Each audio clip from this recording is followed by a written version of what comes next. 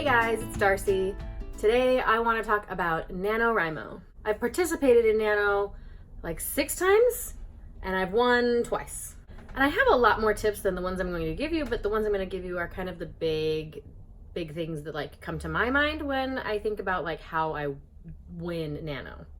Backing up a little bit, for those who may not be writers or don't know what NaNoWriMo is, it stands for National Novel Writing Month. It is November, it is every year. People all around the nation, all around the world, sign up on this website, NaNoWriMo.org, and try to write 50,000 words in 30 days. And that's a lot, but it is possible. Tip number 1 is prep. This just means whatever you need to do to make sure that November is like ready to go, you do. So outlining, world building, all of the writerly stuff that needs to happen before you're ready to like draft.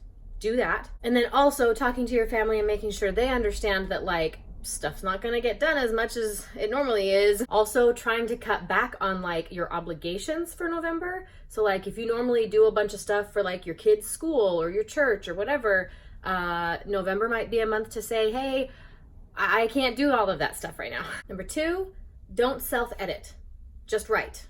So what this means for me is when I run into like a world building issue that I don't have an answer for, or something that I'm gonna need to research, like for example, in my current work in progress, I have this scene where they break into a building and they need to be able to like pick the lock. And I'm like, I don't know what kind of locks they have. So like last time I tried to draft this scene, I just wrote out, something that worked for my brain, but like I know I'm gonna have to do research. Basically, don't stop for research while you're drafting. Or like if you need to choose a character name or something for like a side character or whatever, like just put a note in brackets and leave it for yourself to figure out later. Now I know some people have a lot harder time doing this than others.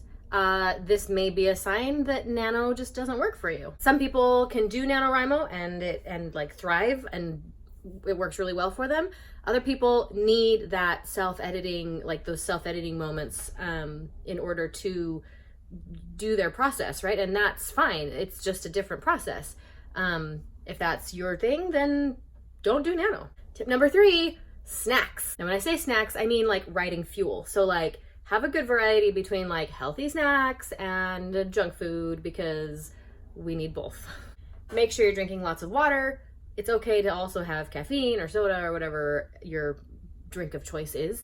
Basically, like, take care of yourself and let yourself also, like, have fun. Number 4, report your words after every writing session. Don't wait until the end of the day. This coming from a person who constantly forgets to report her words at the end of the day if she does not do it at the end of her session.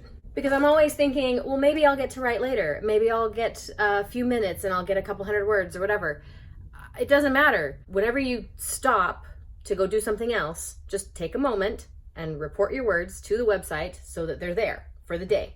Number 5, if you can have a writing retreat or attend a writing retreat during Nano, I highly recommend it. I'm pretty lucky that my birthday actually falls in November, and so for the last 6 or 7 years, I've been able to put on a very small writing retreat for myself and a few friends.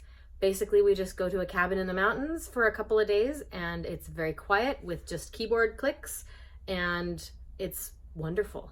Every time I've done this, I've gotten about like 20,000 words over the weekend. Sometimes I'll get close to 30,000 words for the weekend, which I realize is insane, but it's also freaking awesome. I will also say that if you have something big going on in your life, physical or mental or emotional or financial or whatever, it is okay to skip Nano. I know it's a big thing in the writing community and everybody's doing it and it's very peer pressure-y. Like even though nobody's telling you you have to do Nano, you feel like you have to do Nano. I've talked a lot on this channel about how when I had 2 babies in the span of about 3 years, I didn't write very much. And I ended up kind of deciding and realizing that my creative brain was just focused on creating a baby and I couldn't get it to focus on writing or drafting or anything. And while it was frustrating, I also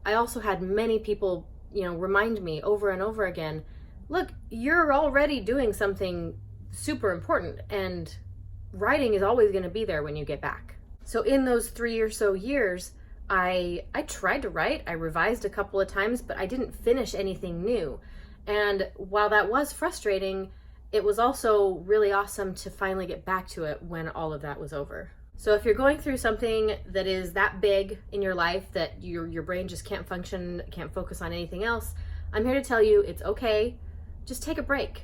You can sign up for Nano and just like get as many words as you can. Maybe you get 10,000, maybe you get 5,000, whatever. But don't feel like you have to push yourself to win when life is going crazy. Anyway, that's what I have to say about Nano, and if you have any other tips, things that help you when you are writing during Nano, let me know. I would love to hear them. And otherwise, good luck if you're doing Nano, and if not, then hopefully you'll cheer the rest of us on, and I will see you all next week. Thanks for watching. Bye.